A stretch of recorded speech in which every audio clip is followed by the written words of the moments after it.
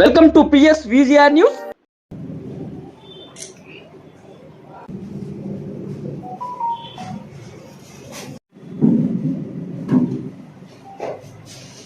జ్ఞాన చరిత్ర కలిగినటువంటి వ్యక్తి ఇతను ఏజ్ వచ్చి 22 సంవత్సరాలు ఉంటాయి. వెంకటగిరి ఎస్ఐ గారును అలాగే వెంకటగిరి ఏఎస్ఐ గారు సిబ్బంది అందరూ కూడా ప్రత్యేకంగా వారికి రివార్డ్స్ కూడా ఇవ్వమని చెప్పేసి ఎస్పీ గారు చెప్పడం జరిగింది. తారీఖు రాత్రి 9:30 సమయంలో కృష్ణా ఎక్స్ప్రెస్ విజయవాడలో ఎక్కేసి ఇక్కడ మన వెంకటగిరి రైల్వే స్టేషన్లో అనుమానాస్పదంగా ఒక వ్యక్తి దిగాడు. అతని చేతిలో ఒక బ్యాగ్ అనేది ఉంది.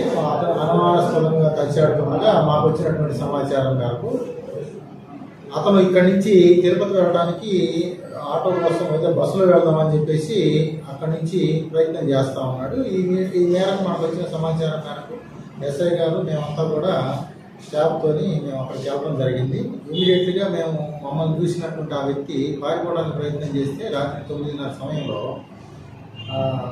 అతన్ని పట్టుకోవడం జరిగింది. అతన్ని మేము ఇంట్రాగేషన్ చేస్తే అతని పేరు గోపీనాథ్ నరసింహరాజు అని చెప్పేసి ఇతను బెంగళూరుకి చెందిన వ్యక్తి అనమాట. ఇతను గతంలో కూడా కేసుల్లో ఉన్నాడు. ఇతను గాంజాయి తీసుకొచ్చి అవి సొమ్ము చేసుకోవడానికి ప్రయత్నం చేస్తూ ఉంటాడు. గతంలో కూడా కేసులు ఉన్నాయి. జైలుకి వెళ్ళి వచ్చాడు ఇతను బెంగళూరులో కూడా. అటువంటి వ్యక్తిని మేము పట్టుకోవడం జరిగింది. ఆ వ్యక్తిని పట్టుకొని మేము మీడియేటర్ సమక్షంలో అతని జేబులో ఉన్నటువంటి అతను సంచిలో ఉన్నటువంటి ప్యాకెట్స్ని వెరిఫై చేస్తే 3 ప్యాకెట్స్ ఉన్నాయి. ఒక ప్యాకెట్లో వచ్చేసి 1 కేజీ 250 గ్రాములు, మరొక ప్యాకెట్లో 1 కేజీ 250 గ్రాములు, మరొక ప్యాకెట్లో 500 గ్రాములు, మొత్తం కూడా 3 కేజీల గాంజాని మనం వాటి దగ్గర నుంచి సీజ్ చేయడం జరిగింది. అలాగే ఒక సెల్ ఫోన్ కూడా మనం సీజ్ చేయడం జరిగింది.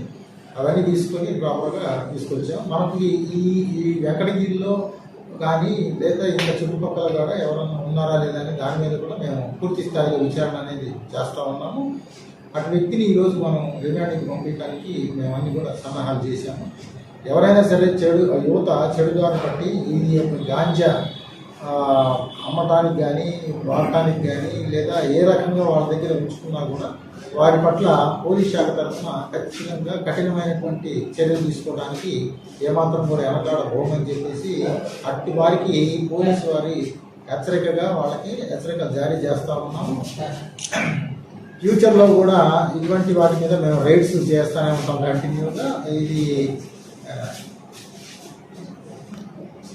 ఓకే వచ్చేసి సుమారు 33,000 రూపాయలు విలువ అనమాట. అతను ప్రత్యేకంగా మనకి ఒరిస్సా బార్డర్కి వెళ్ళేసి ఒక్కొక్క కేజీని 2,000 రూపాయలకి అతను కొనుగోలు చేసి ఇక్కడికి వచ్చేసి తిరుపతి కానీ లేకపోతే బెంగళూరు కానీ చెన్నై కానీ చుట్టుపక్కల వెళ్ళేసి అతను దీన్ని అమ్ముతూ ఉంటాడు. అది ఒక్కొక్క కేజీ అతను సుమారు 11,000 నుంచి 15,000 మధ్యలో అమ్ముతూ ఉంటాడు అన్నమాట. చిన్న చిన్న ప్యాకెట్ రూపంలో మార్చుకొని వాటిని అమ్ముకోవడానికి ప్రయత్నం చేస్తూ ఉంటాడు. ఒక చోటనే అమ్మకుండా అతను ర్యాండమ్గా సిటీస్ కానీ టౌన్స్ కానీ వెళ్తూ ఉంటాడు అనేసి మనకున్నటువంటి సమాచారం.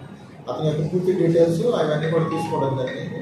భవిష్యత్తులో అతని మీద కూడా కేసు ప్రత్యేకంగా నిఘా కూడా పెడతా ఉన్నాం.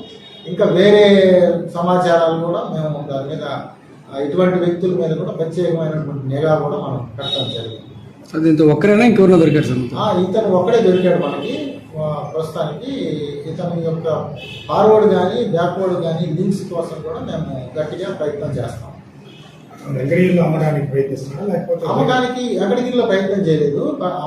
ఇక్కడ ట్రైన్ దిగిపోయినాడు. అది ఏదో ఏ స్టేషన్ అనేది కూడా అతనికి ఐడియా లేదు.